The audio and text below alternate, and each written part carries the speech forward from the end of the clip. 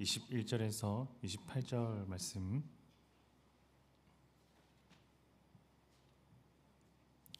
마태복음 15장 21절에서 28절 말씀입니다.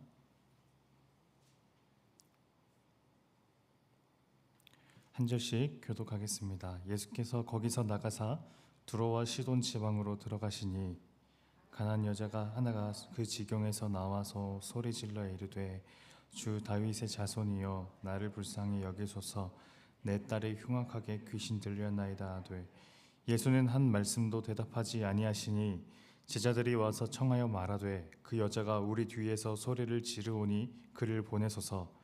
예수께서 대답하여 이르시되 나는 이스라엘 집에 어린 양 외에는 다른 데로 보내심을 받지 아니하였노라 하시니 여자가 와서 예수께 절하며 이르되 주여 저를 도우소서. 대답하여 이르시되 자녀의 떡을 취하여 개들에게 던짐이 마땅하지 아니하니라.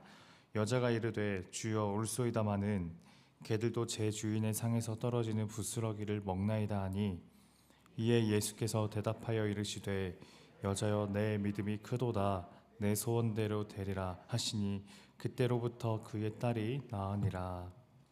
아멘.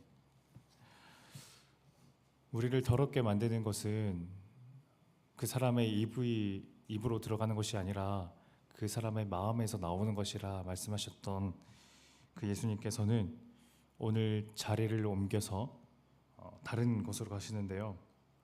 예수님께서 향하시는 곳이 당시 사람들의 인식 속에 더럽다라고 생각되는 그런 곳이었습니다. 바로 두로와 시돈인데요. 여기서 두로와 시돈은 성경은 두 지역을 거의 같은 지명으로 이렇게 연이어 붙어서 말씀하기도 하는데, 이 시돈이라는 곳은 특히 옛 구약의 아합 왕의 아내였던 이세벨의 고향이기도 한 곳이었습니다. 무슨 말이냐면 우상 바알을 숭배하던 곳이었다는 말씀입니다. 그래서 유대인들에게는 그 지역이 종교적일 뿐만 아니라 정서적으로도 그렇게 깨름칙한 그런 곳이었는데, 그러니까 어떤 사람들은 그런 곳에 가는 것만으로도 자신이 그들 마음에는 자신에게 그 지역의 부정함이 자신에게 오염될까 두려워하는 사람들도 있었다 해요. 예수님께서 가시는 곳이 바로 이런 곳이었습니다. 그런 곳에 예수님께서 가시는 것만으로도 분명 어제 바리새인들과 함께 벌였던 그 논쟁의 맥락을 생각해 봤을 때 사람들은 그 행동을 의미심장하게 여겼을 거예요. 그 두로와 시돈 지방에서 예수님은 귀신 들린 딸 하나를 만납니다. 귀신 들린 딸을 둔 여인을 만납니다. 그런데 예수님의 반응이 저희의 생각과는 조금 저희의 상식과는 좀 뜻밖인 거예요. 의외로 예수님께서 이 여인에게 반응해 주시지 않습니다. 간절한 울부짖음이 계속됐지만 예수님께서는 침묵을 지키셨어요. 여인의 외침이 얼마나 애달팠는지 그것을 차라리 제자들이 예수님께 나서서 고문하기도 했죠. 계속 두면은 여인은 계속 소리를 칠 텐데 차라리 돌려보내는 것이 낫지 않겠느냐라고요. 여인은 이윽고 예수님께 나아와 절합니다. 주님 저를 도우소서. 예수님께서는 그렇게 납작 엎드린 여인에게 혹독한 말씀을 하세요. 26절 대답하여 이르시되 자녀의 떡을 취하여 개들에게 던짐이 마땅하지 아니하니라. 여기서 자녀는 유대인이고 개는 이방인이라는 것을 굳이 해석법을 동원하지 않아도 그 예수님의 말씀을 들은 사람 모두가 다 느꼈던 말씀일 겁니다. 우리가 이 말씀에서 헤아리기 어려운 것은 예수님이 왜 이토록 이 여인에게 냉담한 반응을 보이셔야만 했을까라는 건데요. 예수님이라면, 그분이라면 그렇지 않으실 텐데, 그렇지 않아도 흉악한 귀신을 둔 이 딸 때문에 그 자신조차 맨 정신으로 버티는 것이 어려운 그런 여인에게 그토록 냉혹한 말씀을 왜 그렇게 하시는 걸까? 저는 여기에 예수님의 숨겨둔 의도가 있다 생각합니다. 예수님은 지금 의도적인 냉담함을 보이고 계신 거예요.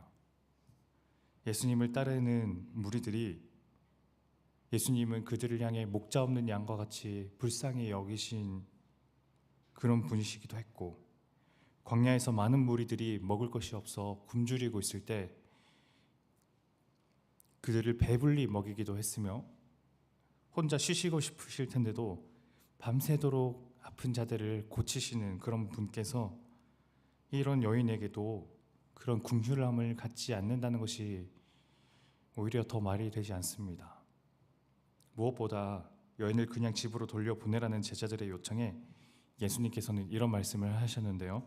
24절, 예수께서 대답하여 이르시되 나는 이스라엘 집에 잃어버린 양 외에는 다른 데로 보내심을 받지 아니하였노라 하시니, 말하자면 예수님 당신의 목적은 오직 이스라엘 집에 잃어버린 양을 다시 찾는 것에만 있다는 것이었는데, 그 이스라엘 사람만이 정말 예수님의 사명이라 한다면 지금 예수님께서 드로와 시돈으로 오실 필요가 없다는 말입니다. 예수님은 지금 마음에도 없는 말을 하고 계시는 거예요.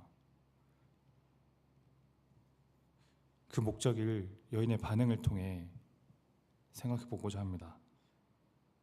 예수님의 냉혹함은 저희들에게 의아한 것이겠지만 여인에게는 어쩌면 익숙한, 이방인인 자신을 향해 보이던 여느 유대인들과는 크게 다르지 않은, 어쩌면 예상 안의 일일 수도 있었을 겁니다.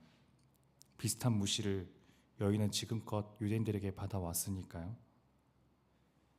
그러나 지금 예수님께서 보이시는 그 자신을 향해 근거 없는 냉담과 그 무시 앞에서 여인은 오히려 더욱 자기 스스로를 납작 엎드리는 거예요. 27절 말씀 우리 함께 읽겠습니다. 여자가 이르되 주여 올소이다마는 개들도 제 주인의 상에서 떨어지는 부스러기를 먹나이다 하니, 자신을 향한 무시를 반박하는 것이 아니라 오히려 인정하면서 간곡하게 도움을 요청하는 태도. 입으로 들어가는 것이 중요하다는 것이 아니라 입에서 나오는 것이 중요하다는 예수님의 그 말씀에 딱 들어맞는 행동을 여인이 지금 보이는 거예요. 예수님은 그런 여인의 반응을 다른 이들에게도 보여주기 위해서 그러신 건 아니었을까? 저는 이 여인의 반응에서 마태복음 5장 8절을 떠올립니다. 마음이 청결한 자는 복이 있나니 그들이 하나님을 볼 것이며. 여인은 그 청결한 마음으로 하나님이신 예수님 앞에서 스스로 겸비한 자세로 엎드려 그분의 도우심만을 절대적으로 의존하고 있는 상태인 거예요.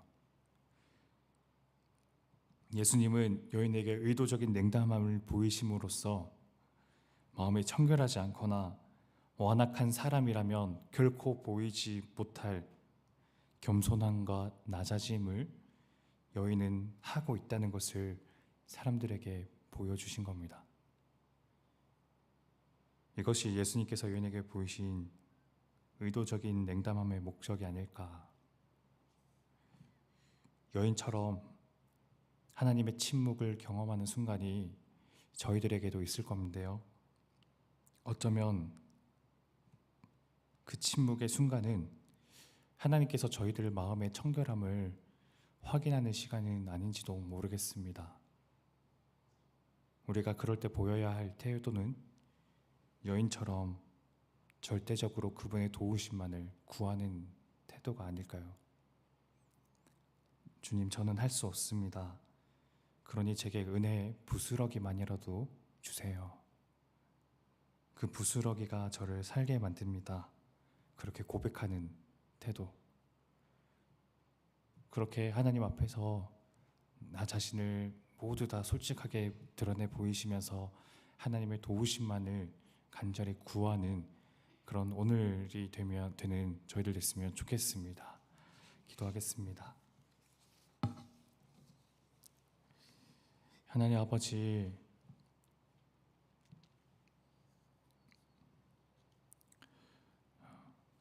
개들도 땅에 떨어진 부스러기를 먹는다라고 답변했던, 그래서 하나님 앞에서 납작 엎드리며 그저 그분의 도우심만을 간구하고 바랐던 그 여인의 태도를 오늘 다시 생각해 봅니다.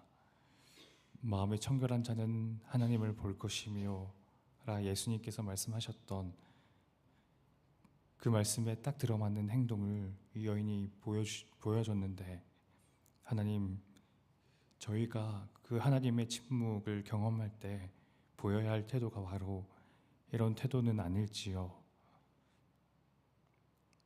저는 아무것도 할 수 없으니 주님의 도우심만을 간절히 구합니다. 그렇게 고백하며 나아가는 저희들 될 수 있도록 주님 은혜 베풀어 주옵소서. 그분의 침묵하실 때, 하나님께서 침묵하실 때 오히려 더 하나님께 도움을 요청하며 간구하며 나아가는 저희들 되기를 원합니다. 오늘 하루 저희와 함께 동행하여 주옵소서. 예수님 이름으로 기도드립니다.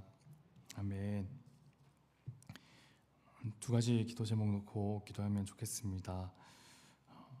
하나님, 오늘 저희들의 태도가 여인을 닮은 태도, 여인처럼 하나님 앞에서 납작 엎드리며 저희들의 솔직한 것까지도 남김없이 하나님께 보여드리길 원합니다.